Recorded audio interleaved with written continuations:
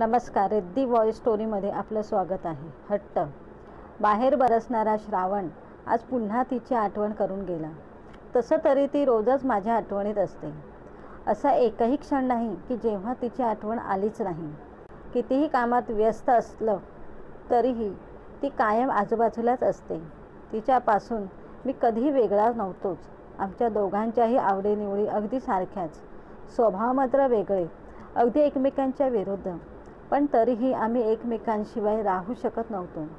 तिला पावसात भिजायला खूप आवडायचं आणि मला तिला भिजताना बघायला.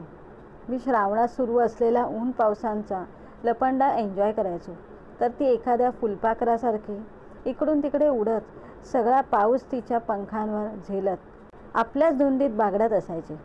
मी कधीतरी आडोशाला उभं राहून तळहातावर श्रावण सरी झेलायचो, तर ती प्रत्येक सर पिऊन तृप्त व्हायची.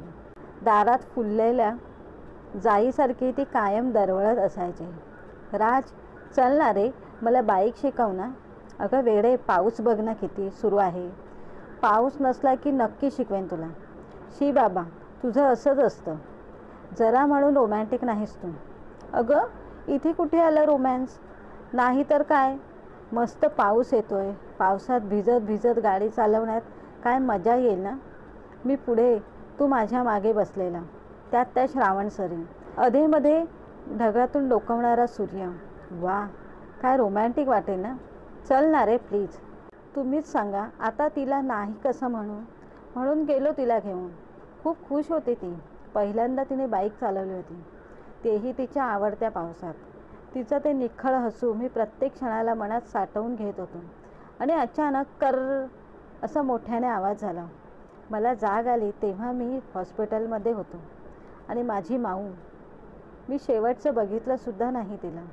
श्रावण असो वा नसो, माझे डोळे मात्र कधीही भरून येतात आणि तिच्या आठवणीत बरसून जातात. मी त्या दिवशी मनस्वीचा हट्ट ऐकला नसता तर बरं झालं असतं ना. आयुष्याचा हा प्रवास अपूर्ण राहिला नसता. समाप्त. नमस्कार. कथा आवडल्यास चॅनलला लाईक व सबस्क्राईब करा.